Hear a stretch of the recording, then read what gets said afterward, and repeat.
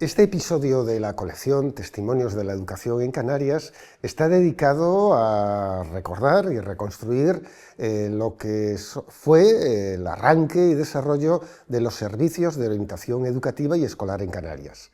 Para ello entrevistamos a Pedro González Leandro. Él es maestro, licenciado y doctor en psicología, y a Juan José Sosa Alonso, que es también maestro, docente y licenciado y doctor en psicología y pedagogía. Ellos fueron ambos partícipes, miembros de estos servicios conocidos en su momento como el STOEP y el SOEP, servicios que, como digo, impulsaron lo que fue la atención, digamos, tutorial, educativa y profesional a los estudiantes del sistema escolar en Canarias. Confío que este episodio sea de su interés y, como siempre, les invitamos a ver también la entrevista completa. La orientación en Canarias, yo siempre digo que el cambio grande de la orientación fue cuando empezó la autonomía y fue consejero de educación Luis Balbuena, ¿sabes? Luis Balbuena pues le dio un empuje a la orientación educativa tremendo, ¿sabes? Tremendo. Al principio, me acuerdo que en diciembre del 86 se celebró una jornada en Las Caletillas donde fueron todos los orientadores que en ese momento había en Canarias, una jornada sobre la orientación profesional, vocacional y profesional, solamente eso. O sea, era más bien sobre los institutos de formación profesional, más bien eran los que iban, y nosotros como orientadores pues nos interesaba muchísimo eso. Vinieron expertos donde se habló sobre eso, empezamos a ver la tecnología informática de los algoritmos estos para en base a una serie de variables, decidir qué profesión o qué vocación le iba bien a la persona, al cliente o a los estudiantes, por ejemplo, ¿no? Eso fueron la primera vez que un software de ese tipo, ¿sabes? Estamos hablando del año 86, ¿sabes? O sea que hace muchos años de eso, ¿no? Hoy en día con la IA pues ya eso ha cambiado muchísimo. Después, eso fue en diciembre. En la primavera del 87, Balbuena convocó a todos los orientadores de Canarias para realizar una jornada de orientación educativa en Las Palmas, en el Hotel Concorde, y estuvimos 3 días dirigidos por una profesora, se llamaba María Jesús Porras, que era jefa de servicio de la Dirección General de Promoción Educativa de la Consejería de Educación. Después no fue directora general. Ella creo que fue después, tuvo otros cargos. Sí. Era una mujer impresionante, porque movilizar a más de 200 orientadores que había allí en el Hotel Concorde, de tal manera que nos dividió en grupos, en comisiones de distintos temas, y estábamos discutiendo esos temas hasta altas horas de la noche. Yo recuerdo una noche que nos fuimos a dormir a las 2 de la madrugada, ¿sabes? O sea, en la comisión que llevábamos nosotros, donde estaba yo, porque había otras comisiones, y después poner eso en común. Si les digo que cuando terminaron las jornadas del Concorde, digo, esto es un punto de inflexión en la orientación educativa en Canarias. Que una de las peculiaridades de los servicios de orientación es que siempre han dependido más de las regiones que de una decisión centralizada. Es decir, las leyes, las grandes leyes contemplan la posibilidad de crear servicios de orientación, pero luego ya delega en aquel entonces en las direcciones territoriales y ahora en las comunidades autónomas el que se pueda implantar y el formato concreto que se le dé a ese sistema. Por eso en algunas regiones o provincias podía no existir y en otras sí. Es decir, no era algo centralizado a nivel estatal. Sí, en este caso sí. En algunas provincias tengo entendido que no se hicieron, ¿no? Aquí sí. Aquí se hicieron tanto en Las Palmas como aquí.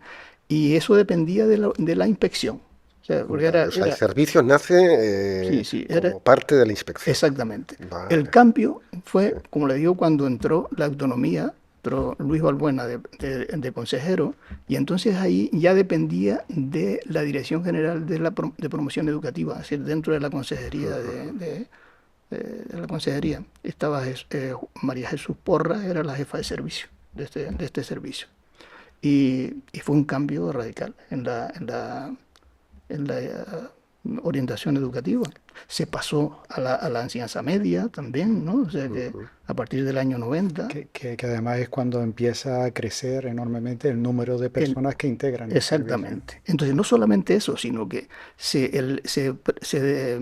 dedicaron también a formar a esos orientadores. Aquí llegaron expertos de la península, famosos, por ejemplo, Sebastián Rodríguez Espinar, ¿no? Que seguramente lo conocerá, ¿no? Elvira Repeto, por supuesto. Jesús Pérez González, ¿no?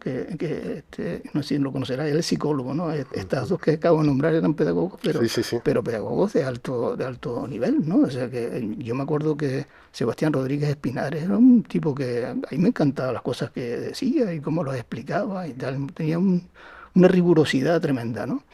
Y vamos, que yo pienso que en aquella época, yo te lo he dicho alguna vez, Juan, en aquella época el grupo de orientadores que había, a lo mejor aquí en Tenerife 100 y pico orientadores, era un grupo de lo mejor formado que había y además se trabajaba con una ilusión, con un entusiasmo, que eso era tremendo.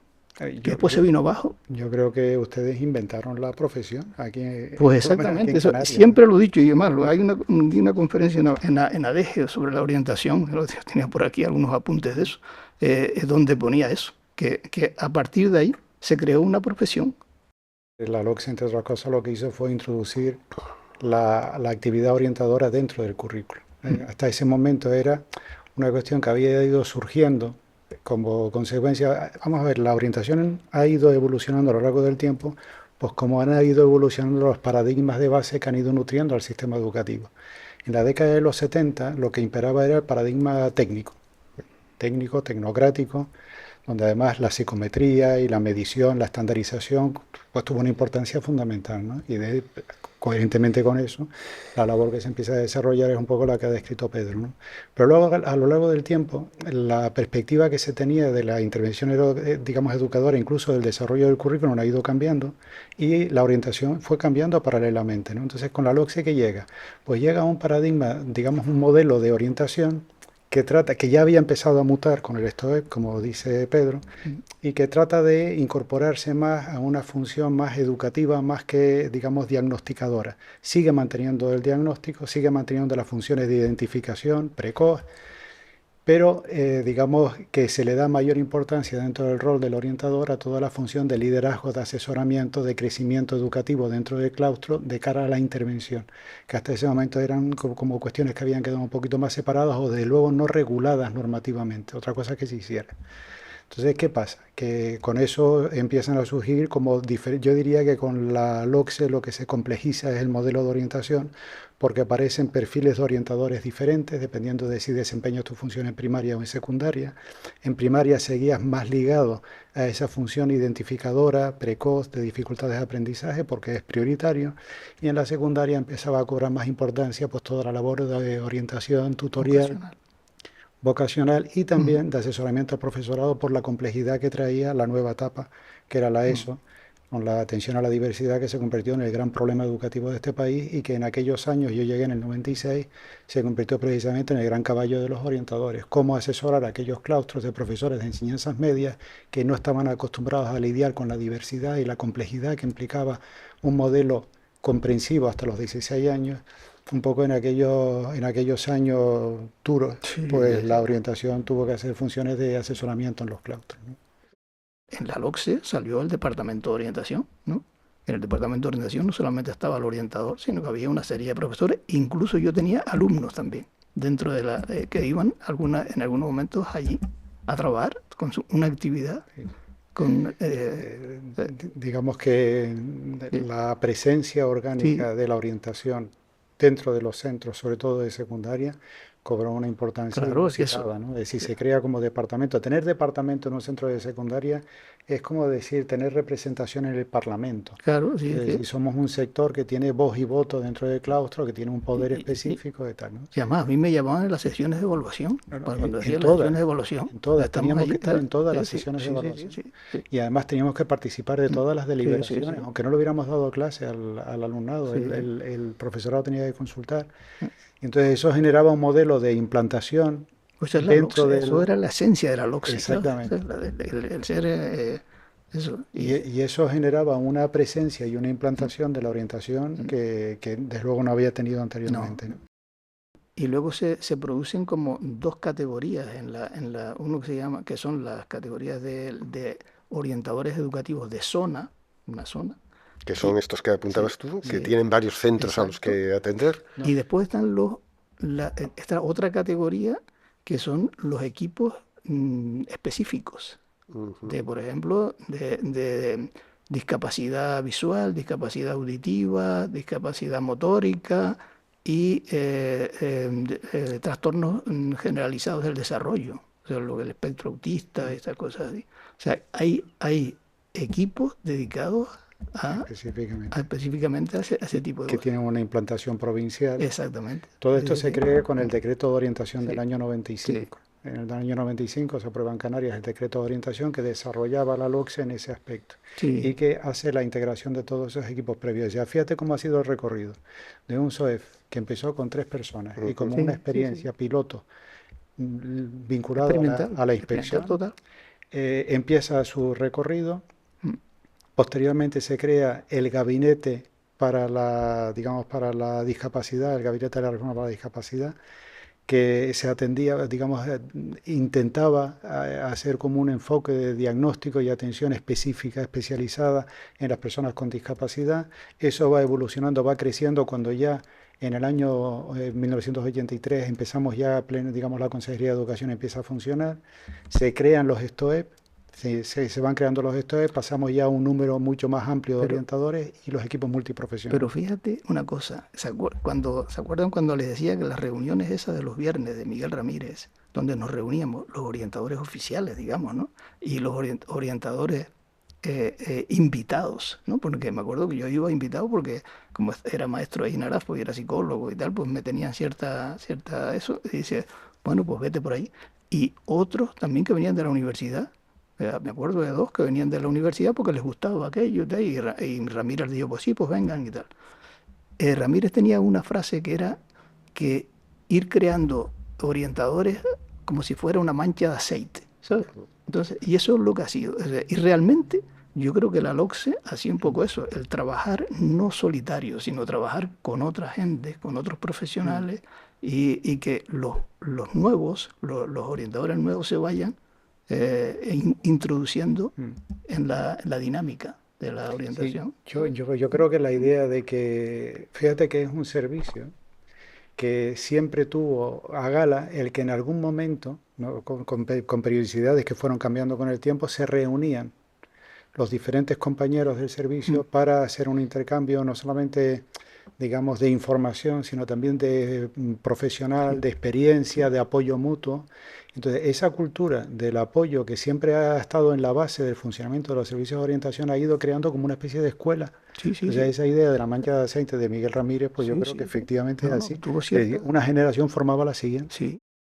O sea, En el año 2002-2003 se empieza experimentalmente a introducir un modelo de diagnóstico y de atención a esos perfiles de alumnado que antes estaban todos ellos encapsulados dentro del bloque de las necesidades educativas especiales, pero que precisamente por esa falta de finura en el diagnóstico generaba que el alumnado con necesidades educativas especiales podía llegar a identificar pues, hasta un 20 o un 25% de la población estudiantil, cuando los estándares internacionales hablan de entre el 2 y el 5% de auténticas necesidades educativas especiales entendidas como discapacidad o déficit.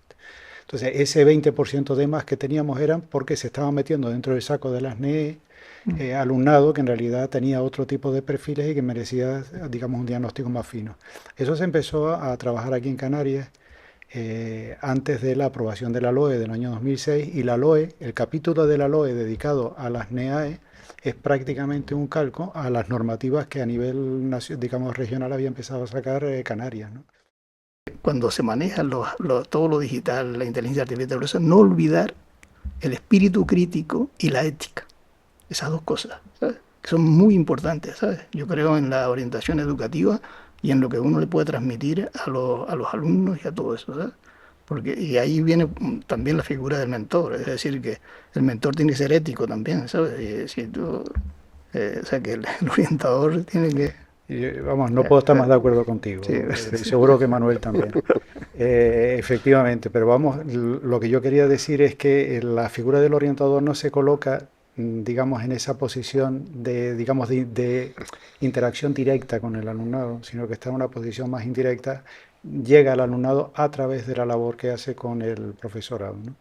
Y entonces tener esa capacidad de contribuir a esa, digamos, a esa interpretación de los cambios educativos, de tal manera que no se desnaturalice la relación educativa y se convierta en lo que tiene que ser, que es un proceso de crecimiento ético, de desarrollo personal y total del alumnado, pues esa sería, digamos, la labor. Pero ¿cómo hacer eso? La verdad es que yo no me atrevo a hacer un pronóstico. Me parece que el futuro a mí, digamos, se me aparenta tan incierto y tan imprevisible, y además con un cambio tan acelerado que realmente no soy capaz de aventurar una propuesta, salvo la humildad y la de estar abierto a la experiencia y va a ver cómo puedes tú contribuir con lo que sabes y con lo que has leído y con, pues, al crecimiento de ese conjunto de personas que están en el centro en cada momento.